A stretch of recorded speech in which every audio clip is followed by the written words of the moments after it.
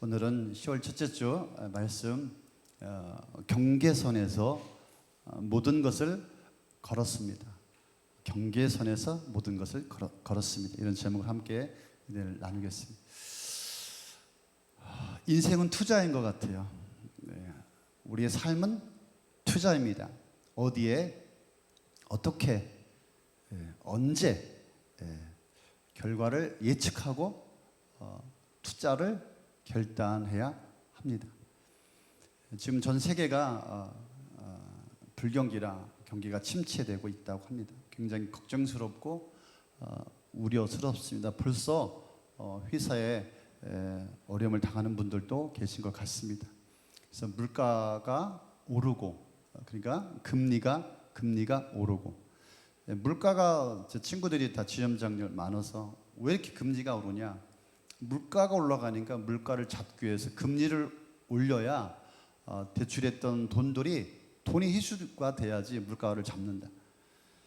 그래서 불경기가 확산되면서 그동안에 투자했던 것들이 다시 2017년, 2018년으로 후퇴하고 있다고 합니다. 아파트 값이 지금 수억씩 떨어지고 있고 주식이나 가상화폐가 계속해서 하락하고, 그래서 투자했던 분들이 막 비명을 지르고 있습니다. 전 투자를 안 했으니까 야, 그때 우리도 같이 투자할 걸 막 이렇게 안타까워했던 분들, 걱정하지 않으셔도 됩니다. 투자를 잘못하신 분들이 너무 많아요. 때를 놓친 거죠. 더 일찍 투자하고 또 장기적으로 멀리 보고 투자를 했어야 되는 것이죠. 집값이 오르니까 난리, 집값이 떨어지니까 또 난리. 그래서 우리가 깨닫는 것은 세상의 가치는 오래가지 못한다. 오래가지 못한다. 우리 예수님도 투자의 전문가이십니다. 투자의 고수이십니다. 마태복음 6장 20절에 보니까 너희를 위하여 보물을 하늘에 쌓아두지 말아라. 거긴 좀이 먹고 녹이 슬어서 망가지는 일도 없고 도둑들이 뚫고 들어와서 훔쳐 가지도 못한다. 고수의 말을 안 듣는 분들이 계세요. 부동산 전문가의 말을 들으십시오. 경매 전문가의 말을 들으십시오. 우리 예수님은 전문가이십니다. 우리는 예수님에게서 한 수 배워야 합니다. 예수님의 핵심은 어디에다 투자를 해야 할지, 정말 진정한 가치가 무엇인지 우리에게 가르쳐주고 있습니다. 세상의 투자도 어떻게 투자해야 할지, 얼마나 알아보는지, 그죠? 오늘 얘기 안 해도 지금 여러분 가운데 어디다 투자를 해야 할까? 어떻게 투자할까? 언제 투자해야 할까? 이렇게 알아보고 찾아보는 갈망하고 열망들이 있을 것입니다. 저는 하나님의 나라에 대한 열망과 갈망이 있어야지 된다라고 생각이 듭니다. 그래서 제가 아시는 분이 죄송합니다. 삼성도 다니시는 분이신데 10년 전에 제가 알게 된 분이신데 지금도 투자를 고민하고 계세요. 그때도 투자를 고민하고 계셨는데 지금도 투자를 못하고 고민하고 계시고, 제 아는 분의 지인이신데 투자의 마음은 있는데, 투자의 생각이 있는데 항상 경계선에 있는 것이죠. 투자를 선택하고 과감하게 던져야 합니다. 가치를 알았다면 던져야 합니다. 그래서 저는 오늘 말씀, 경계선에 있는 분들은 하나님의 나라의 가치를 발견하고 하나님의 나라의 모든 것을 걸 수 있는, 하나님의 나라의 모든 것을 던질 수 있는 그런 기쁨이 여러분에게 있기를 소망합니다. 본문에 보니까 한번 읽어볼까요? 13장 44절, 하나님의 나라는 밭에 숨겨놓은 보물과 같다. 어떤 사람이 그것을 발견하면 제자리에 숨겨두고 집에 돌아가서는 가진 것을 다 팔아 그 밭을 산다. 예수님은 천국을 이렇게 밭에 감춘 보화로 묘사하십니다.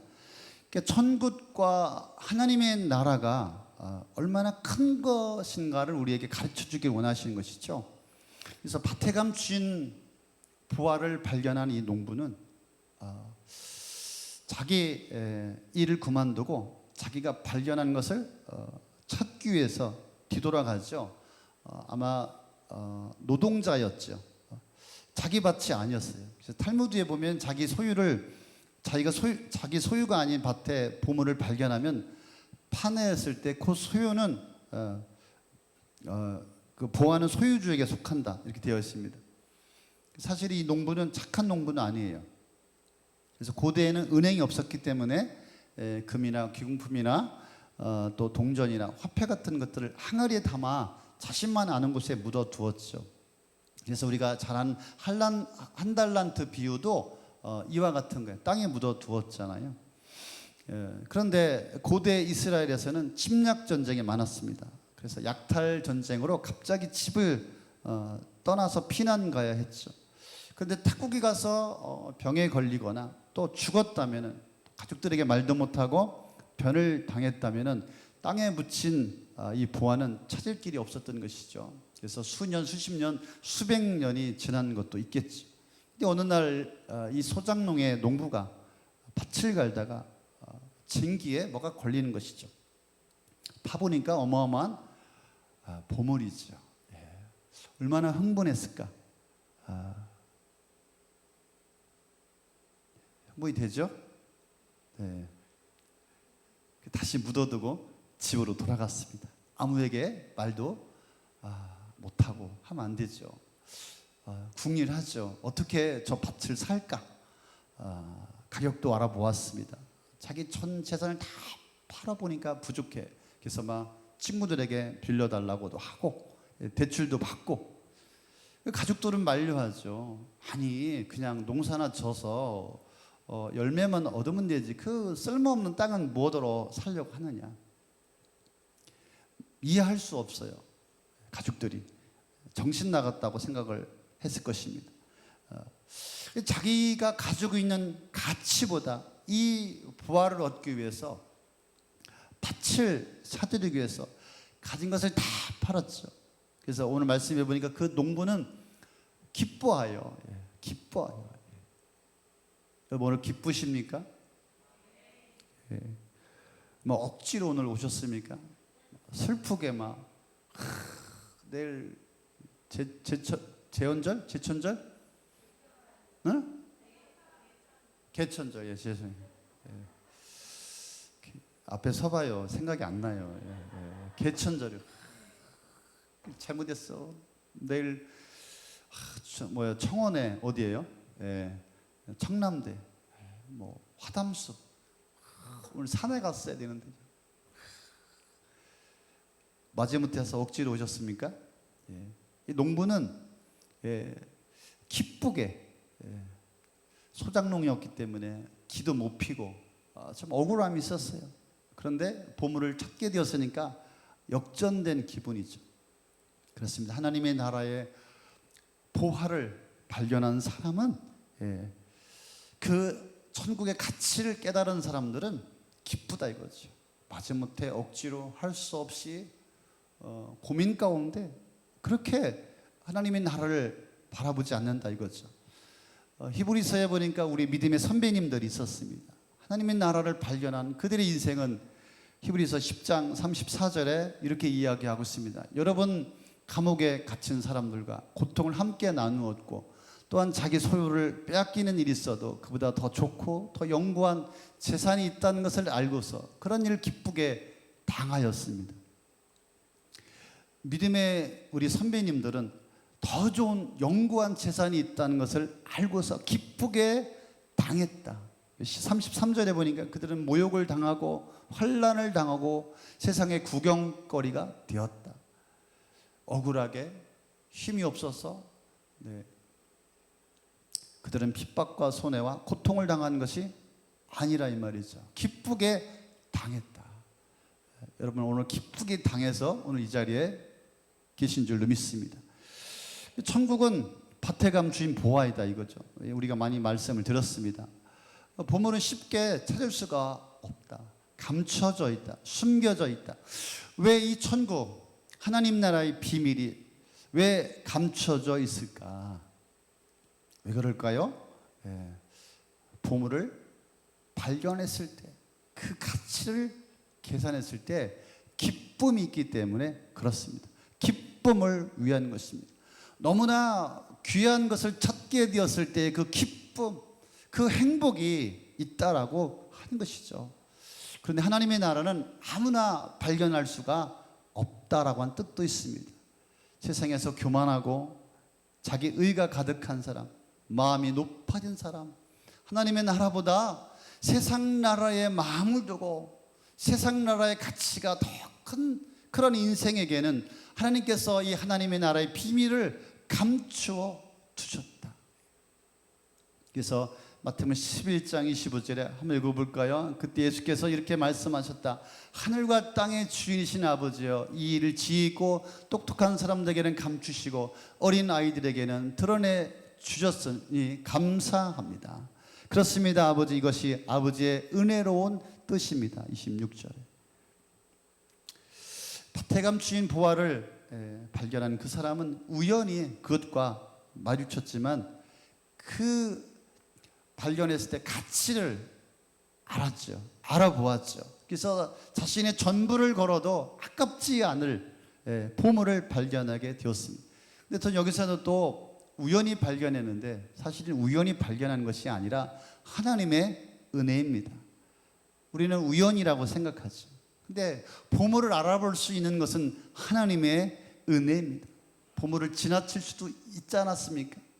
여러분이 하나님의 나라의 가치를 알았다면 그것은 하나님의 은혜입니다. 사마리아 여인에게는 우연이었죠. 요한복음 4장에 사마리아 여인의 이야기가 나옵니다. 남편이 5명이, 지금 있는 남편도 자기 남편이 아니었죠. 엉망이 되어버린 인생, 수치와 상처와 낭패 속에서 살던 그 인생, 우리 주님께서 내가 사마리아로 가야 하겠다. 우리 주님은 그 여인을 찾아가셨죠. 그래서 예수님이 찾아간 것은 우연이 아니죠. 하나님의 나라의 가치를 발견한 사람들은 하나님의 은혜입니다. 아침에도 일부 예배 드렸던 분이 계십니다. 우리 교회 커피 학교 하면서 안 믿는 분들이 커피 학교에 왔다가 또 교회에 오게 되었습니다. 이렇게 이 자리에 와서 예배를 드리고 온 가족이 함께 신앙생활을 한다는 것은 우연이 결코 아닙니다. 하나님께서 그 인생을 부르시고 목마름을 주시고 하나님께서 기다리시고 그 인생을 이 자리에 앉게 하신 것이죠. 그래서 우리 인생에서 하나님의 나라를 여러분들이 발견했다면 하나님의 놀라운 축복인 것입니다. 아직 하나님의 나라를 발견하지 못하였다면 그 사람에게는 감추어져 있는 것이죠. 하나님의 나라를 발견할 수 있기를 바랍니다. 천국이 없는 것이 아니죠. 발견되지 않았을 뿐이죠. 그 사람에겐 여전히 감춰져 있는 것이죠. 천국을 알지도 못하고 이해도 못하고 느끼지도 못하고 만지지도 못하고 알 수 없는 것이죠. 하나님이 안 계신 것이 아니라 그 인생이 아직 하나님을 만나지 못하게 된 것이죠. 그래서 여러분은 어떻습니까? 하나님의 나라를, 하나님의 나라의 가치를 발견하셨습니까? 영광스러운 하나님의 나라의 가치를, 하나님 나라의 보화를 찾으셨습니까? 예수 그리스도가 내 인생을 걸만한 위대한 가치 있는 소중한 보화가 되셨습니까? 영원한 천국 복음, 내가 발견한 소중한 보물이 바로 하나님 나라입니까? 혹시 어쩌면 세상의 다른 것들로 대체되어 있는 것은 아닐까? 그래서 우리가 하나님을 믿으면서 여전히 세상과 하나님의 나라 속에 세상의 경계선에서 하나님의 나라에 대해서 인생을 걸지 못하고 모든 것을 던지지 못하고 주님을 향하여 살아가지 못하는 이유가 무엇입니까? 아직 하나님의 나라가 발견되지 않은 것이죠. 가치를 모르기 때문에 그렇죠. 그래서 여전히 신앙생활 하지만 여전히 아슬아슬한 경계선에서 인생을 살아가죠. 19세기에 남아프리카의 보호전쟁이라고 하는 영국과 아프리카의 치열한 전쟁이 있었습니다. 영국 사람들이 처음에 아프리카를 가보니까 이 어린 아이들이 반짝반짝 빛나는 그것을 가지고 구슬치기를 하고 있는 거예요. 그래서 가만히 보니까 뭐였어요? 다이아몬드인 거예요. 그러니까 자신들이 무엇을 가지고 있는지 그 가치를 알지도 모르고 있었던 것이죠.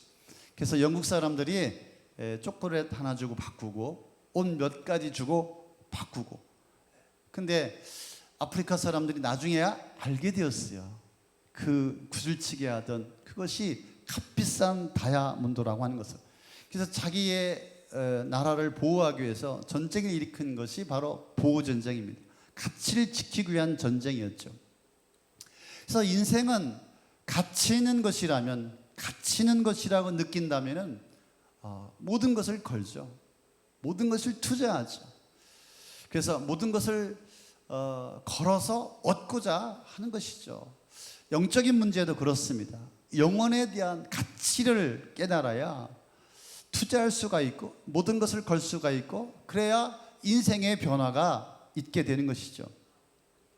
나는 왜 이 천국 복음, 하나님의 나라, 보물과 같은 소중한 가치를 발견하지 못하고 있을까? 난 여러분에게 질문하고 싶습니다. 그래서 어떤 사람은 하나님의 나라를 발견하고 너무 기쁘고 너무 감사하고 행복한데 여전히 교회를 다니면서도 하나님 나라가 발견되지 않아서 하나님의 나라가 없는 사람처럼 살아갈까? 그것은 진정한 본질에 대해서 직면을 하지 않았기 때문에 그렇습니다. 세상의 화려한 삶, 눈에 보이는 물질, 관계, 그런 사이 속에서 보물이 가려져 있습니다. 현실 세계와 영원한 것, 세상의 나라와 하나님의 나라, 일시적인 것과 영원한 것, 사라지는 것과 사라지지 않는 영원한 것 사이에 감춰져 있는 것이죠. 그래서 밭에 감춰져 있는 보화다. 보화이기 때문에 너무나 중요하기 때문에 쉽게 발견되지 않는 것이죠. 여러분 인생 가운데 정말 무엇이 가장 중요하다고 여러분 생각합니까? 여러분에게 있어서 정말 중요한 것은 무엇입니까? 말씀을 준비하다가 타이타닉호가 생각이 납니다. 다 보셨죠? 타이타닉호에서 배가 침몰할 때 그들의 그들의 돈, 그들의 지위, 그들의 명예, 명품, 고가의 악기들, 화려한 인생들이 배가 바닷속으로 수장될 때 모든 것들이 함께 수장되었습니다. 그래서 그들은 깨닫습니다. 생명 앞에 자기들이 갖고 있었던 것들은 아무것도 아니라고 한 사실을 그들은 깨닫게 되죠. 그래서 사람들은 죽음 앞에 진실을 직면하게 되죠. 그때서 사람들은 깨닫게 됩니다. 그렇게 소중했던, 그렇게 생각했던 그 모든 것들이 삶의 진실 앞에 쓸데없는 것을, 너무 많은 것을 가지고 있었다라고 하는 것을 알게 되는 것이죠. 사람들은 정말 인생에 있어서 무엇인가를 얻기 위해서 죽은 듯이 달려가는 것 같습니다. 죽을 듯이 달려가는 것 같습니다. 진짜 무엇이 보아인지, 무엇이 정말 가치 있는지, 무엇이 정말 소중한지를 보지도 않고 무턱대고 달려가는 것이죠. 그래서 여러분이 잘 알고 있는 바울이라고 하는 분이 계십니다. 그는 최고의 인생이었습니다. 가문도 학문도 학벌도 지위도 가진 것이 많았습니다. 그리고 하나님에 대한 열정, 종교에 열심히 대단했습니다. 그런데 그가 예수 그리스도를 만나고 그의 인생이, 그의 삶이 변하죠. 그래서 빌립보서 3장 7절 8절에 그렇게 이야기하고 있습니다. 같이 읽어볼까요? 그러나 나는 내게 이루었던 것은 무엇이든지 그리스도 때문에 해로운 것으로 여기게 되었습니다. 그뿐만 아니라 내 주 예수 그리스도를 아는 지식이 가장 고귀함으로 나는 그 밖에 모든 것을 해로 여깁니다. 나는 그리스도 때문에 모든 것을 잃었습니다. 그 모든 것을 오물로 여깁니다. 나는 그리스도를 얻고 이루었던 것, 자기가 좋아했던 것들, 이제는 예수 그리스도 때문에 해로운 것으로 여기게 되었다. 그리고 그 밖에 모든 것들을 해로 여긴다. 나는 그리스도 때문에 모든 것을 잃었다. 모든 것을 오물로 여깁니다. 왜? 그리스도를 얻었기 때문에. 1부 예배 때 얘기했던 건데 2부에는 제가 녹화 중이라 얘기를 하지 않으려고 하다가 여러분이 아는 대기업의 회장님이 친동생이 저하고 차별합니다. 여러분 아는 다 대기업인데 그분이 그 대기업의 상무이사로 있다가 암이 걸려서 3개월 사망 판정을 받고 죽을 수밖에 없는데 기도원에 갔다가 하나님께서 치료해 주셨어요. 그래서 그분이 이제 가까운 곳에서 아산에서 목회를 했습니다. 그리고 저희 가정, 저희 부부하고 너무 친해요. 저도 이제 사업을 하고 있지 않습니까? 이 교회를 세워 가느냐고. 그분이 저한테 그렇게 말합니다. 목사님 빨리 시궁창에서 빨리 나오십시오. 빨리 목사님 그 똥통에서 빨리 나와. 자기 형님이 그 대기업의 회장님이세요. 저희가 초대받아서 가보기도 하고 대단합니다. 전국에 골프장이 뭐 엄청 많고요. 휴게소도 뭐 다 그 집 거예요. 한 80개 있나 봐. 우리가 가면 회장님 나왔습니다. 오셨습니까? 다 나오고. 대단한 분이신데 어마어마하죠. 그런데 스타렉스 다 녹슬은 거 막 달달달달달 어디 같이 가면은 창피할 정도로. 근데 거기 가면은 모든 직원들이 막 다 나옵니다. 회장님 오셨냐고. 그리스도를 만난 것이죠. 그래서 목사님 빨리 시궁창에서 나와. 아직도 그러고 있어. 막 이러고. 자기 전부를 팔아서 밭을 샀다라고 하는 것이죠. 이 밭의 보화를 발견한 이 농부는 자신의 모든 것을 팔아서 밭을 샀습니다. 왜 전부를 걸고 밭을 샀습니까? 자신의 모든 것을 팔아서 밭을 산 것은 손해가 아니라 더 큰 이익이기 때문에 그렇습니다. 이 농부는 농부가 아니요, 사실은 사업가 기질이 있는 사람이에요. 투자의 기본을 아는 사람이죠. 전 재산을 걸고 남기 때문에 투자의 가치를 깨달은 것이죠. 그래서 예수님도 하나님 나라의 가치가 희생과 헌신을 들여서 얻을 만큼 가치가 있는 것이다. 근데 하나님의 나라를 위해서 우리가 헌신하고 희생하는 것은 희생과 헌신이 아니죠. 우리는 미래를 보고 투자를 하는 것이죠. 그죠? 더 큰 것을 얻기 때문에. 근데 가치를 알지 못하면 투자를 할 수가 없는 것이죠. 저와 여러분은 제대로 투자한 인생인 줄로 믿습니다. 그래서 내일 쉬는 날인데 이렇게 예배에 나오시고, 그래서 많은 분들이 또 안 보이시긴 하는데, 단풍 보러 가야 되는데, 여행 가야 되는데, 이렇게 예배하러 왔어요. 하나님 나라를 아는 것이죠. 그래서 천국은 우리가 얻을 수 있는 어떤 것보다도 소중하며, 그것을 얻기 위해서는 우리는 모든 것을 걸어야 한다. 기꺼이 포기해야 한다라고 하는 것입니다. 여러분 짐 엘리엇에 대해서 들어보셨죠? 이 청년은 이튼 칼리지, 미국의 유명한 대학에 최우등생으로 졸업하고 교수로 이제 권유를 받을 만큼 장래가 촉망되는 젊은이죠. 그런데 이 짐 엘리엇은 남미 아우카족 그 정글 속으로 동료 4명과 함께 하나님의 나라 이 복음을 전하기 위해서 갑니다. 거기 갔다가 복음도 전해보지도 못하고 포악한 원주민들을 만나서 창과 칼에 찔려서 그의 나이 28살에 죽습니다. 28살 손 들어보세요. 우리 은결이밖에 없는 것 같으네요. 밑에 28살 미만. 미국 사회에 큰 충격을 주었습니다. 미국 라이프 잡지에 이렇게 실렸습니다. 이런 낭비가 어디 있는가? 비난의 기사가 실렸습니다. 그렇죠? 아프간의 배영규 목사님이 순교했을 때도 한국교회에 난리가 났어요. 그게 무슨 나라망신이냐, 무슨 개죽음이냐, 무슨 낭비냐라고 하지 않았습니까? 그런데 그때 질 엘리엇의 아내 엘리자벳이 이렇게 말합니다. 낭비라니요, 남편의 죽음은 절대 낭비가 아닙니다. 그는 온 생애를 바로 이 시간을 위해서 살아왔던 사람입니다. 그는 자기 책임을 다하고 죽은 행복한 사람입니다. 짐 엘리엇 선교사가 마지막에 이런 말을 남겼습니다. 잘 들어보십시오. 잃어버릴 수 없는 것을 얻기 위해, 잃어버릴 수 없는 것을 얻기 위해 지킬 수 없는 것을 버리는 자는 어리석은 자가 아니다. 잃어버릴 수 없는 것, 바로 영원한 하나님의 나라죠. 영원한 천국 복음이죠. 영생이죠. 그런데 지킬 수 없는 것을 버리는 자는 어리석은 자가 아니다. 지킬 수 없는 것을 버리는 자는 어리석은 자가 아니다. 여러분이 여러분의 가진 것을 지킬 수 있습니까? 여러분의 자녀, 여러분의 생명, 여러분의 인생, 여러분이 지금 소유하고 있는, 소중하게 여기고 있는 그런 것들을 여러분이 정말 지킬 수가 있습니까?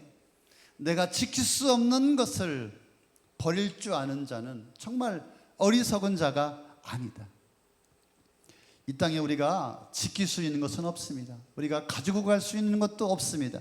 그래서 디모데전서 6장 7절 8절 우리 함께 한번 읽어볼까요? 우리는 아무것도 세상에 가지고 오지 않았으므로 아무것도 가지고 떠날 수 없습니다. 우리는 먹을 것과 입을 것이 있으면 그것으로 만족해야 할 것입니다. 이 짐 엘리엇의 아내가 5년 동안 간호 공부하고 준비해서 죽은 남편의 부인들 5명이 함께 다시 정글 속 아우카족으로 복음을 전하러 갑니다. 그래서 5년 동안 그들이 열심히 그 민족을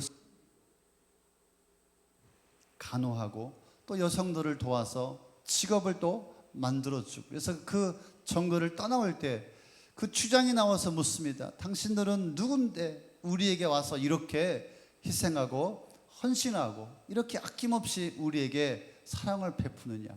그때 이 엘리자벳이 이야기를 하죠. 10년 전에 여기에 5명의 젊은이들이 왔습니다. 그들이 하나님 나라, 하나님의 복음, 하나님이 여러분을 사랑한다고 복음을 외치다가 당신들의 칼과 창에 찔려 이곳에서 죽었습니다. 그 사람이 바로 나의 남편입니다. 그래서 추장이 그 자리에서 무릎 꿇고 온 원주민들이 복음을 받아들였다. 주님께로 돌아왔다고 합니다. 세 번째로, 하나님의 나라는 일상 속에서 만날 수 있다. 이 말씀을 여러분들에게 전하고 싶습니다. 농부는 밭을 갈다가 우연히 이 보물을 만나게 되었습니다. 봄부터 쉬지 않고 부지런히 열매를 얻기 위해서 농부로서 맡은 바위를 착착 감당하고 있었습니다. 자녀들을, 처자식을 먹이기 위해서 그렇게 열심히 살던 그 농부에게 기회가 찾아온 것이죠. 예수님은 오늘 우리에게 이 말씀을 전하고 싶은 거예요. 하나님의 나라는 우리 일상 속에서 만나게 되는 것이다. 그래서 예수님께서 이 땅에 오신 목적은 바로 하나님의 나라지요. 우리 주님께서 우리에게 가르쳐 주신 주님의 기도에서도 주의 나라가 임하게 하옵시며, 그래서 하나님의 나라에 비유를 하시면서 하나님의 나라는 우리 일상 속에서, 우리 삶 속에서 발견된다. 모든 것을 다 때려치고 산속에 들어가는 것이 아니라 우리의 삶에 하나님의 나라가 임해야 한다. 살아있는 동안에 우리는 하나님의 나라를 경험해야 한다. 여러분이 직장 속에서, 사업 속에서, 또 여러분의 가정 속에서, 교회의 사역 속에서 하나님의 나라가 발견되어지고 하나님의 나라가 임하고, 이미 하나님의 나라 이 땅에 임했죠. 그런데 완전한 하나님의 나라는 아직 오지 않았죠. 하지만 우리가 이 땅을 살아가면서 이미 임한 하나님의 나라를 경험할 수가 있다라고 하는 것이죠. 예수님 우리에게 이 말씀을 전하고 싶은 거예요. 하나님의 나라, 하나님의 나라는 뭡니까? 바로 하나님의 통치죠. 거버먼트, 하나님의 다스림이심, 하나님 주인 되심을 인정하고, 우리가 하나님을 인정할 때 하나님 우리를 다스리고 통치하고, 그래서 하나님의 나라가 이 땅 가운데, 우리의 삶 가운데 실현되게 되는 것이죠. 그래서 사단과 세상의 죄로 잃어버린 하나님의 나라가 회복되는 것. 그래서 우리 인생 속에 하나님의 나라가 임해야 한다. 그래서 우리의 삶과 사역 속에 하나님의 나라가 임해야 한다.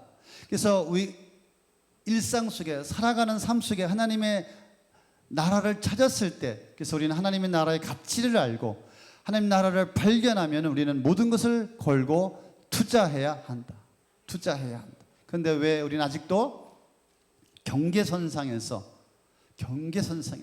하나님의 나라를 위해서 모든 것을 걸지 못하고 던지지 못하고 투자하지 못하고 살아갈까? 그것은 아직 하나님의 나라가 발견되지 못했다라고 하는 것이 아니겠습니까? 그래서 망설이고 아까워하고 주저하고, 그래서 헌신, 희생, 사역, 헌금, 하나님의 나라가 발견되지 않았다면 할 필요가 없는 것이죠.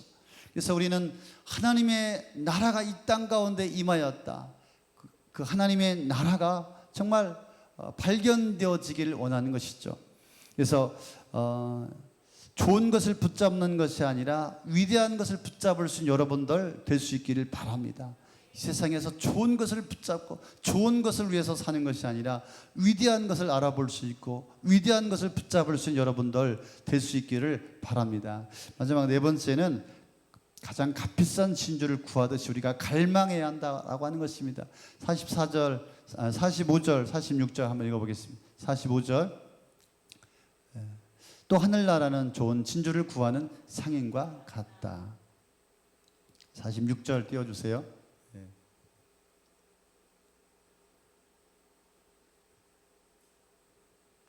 잘 안 돼요? 네.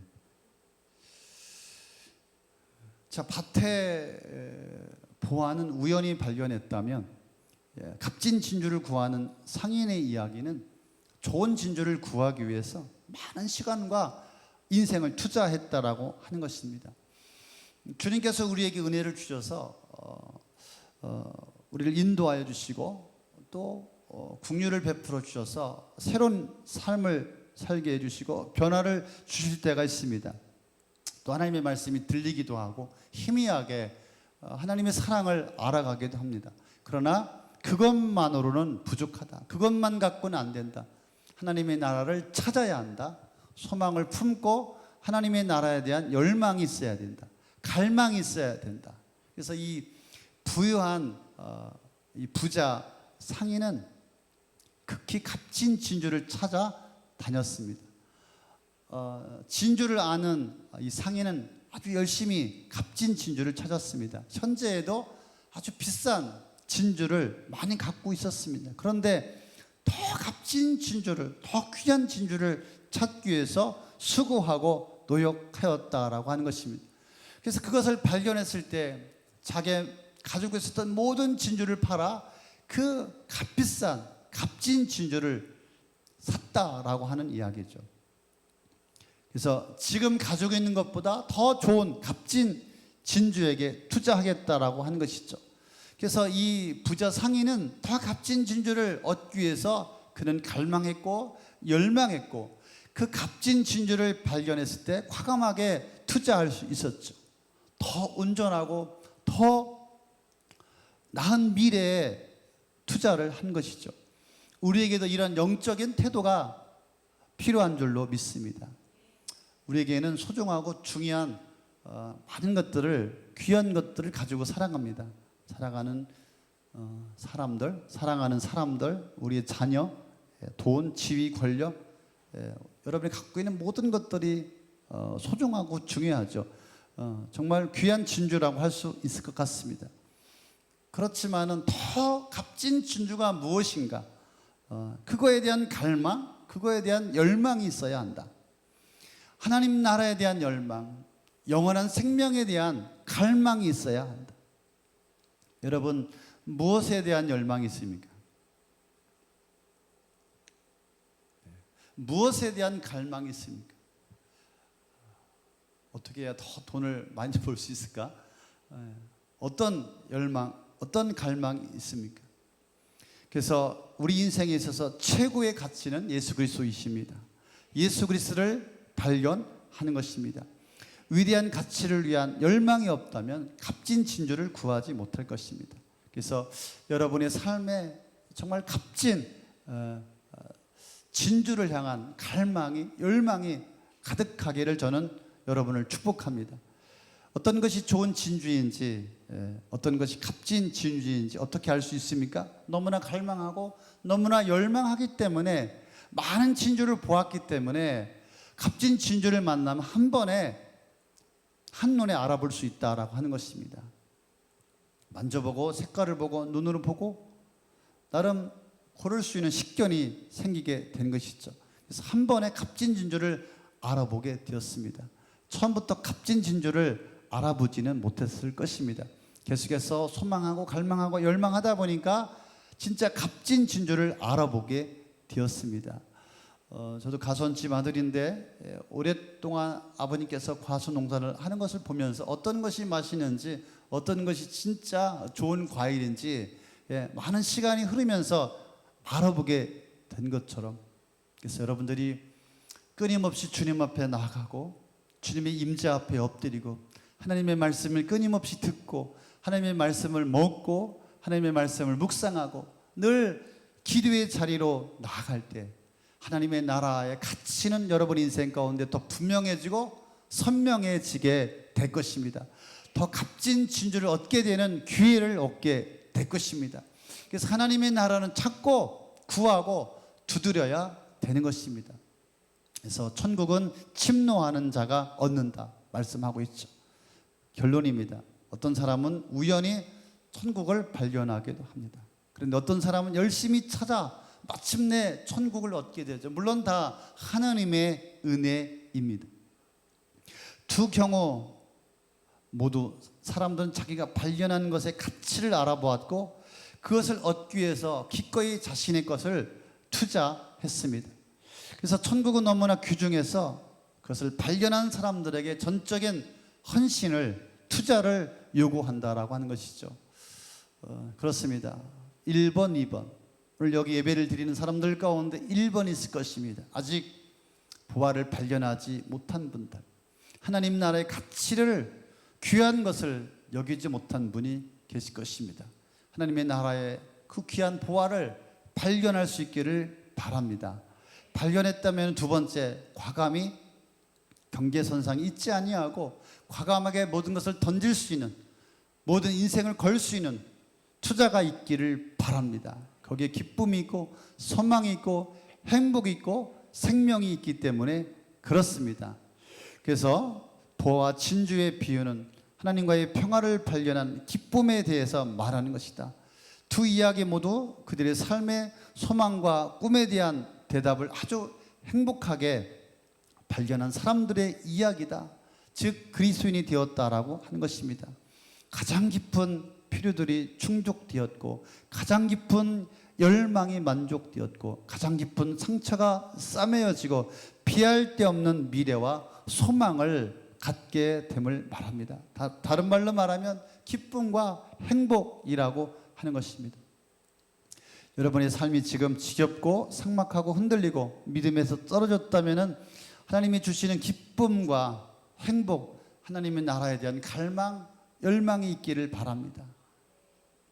갈망, 열망으로 다시 한번 주님을 만날 수 있기를 바랍니다. 주님 여러분의 삶의 진정한 주님이 되어지시기를 바랍니다. 귀중한 보물, 값진 그 보화를 붙잡을 수 있기를 바랍니다. 아멘.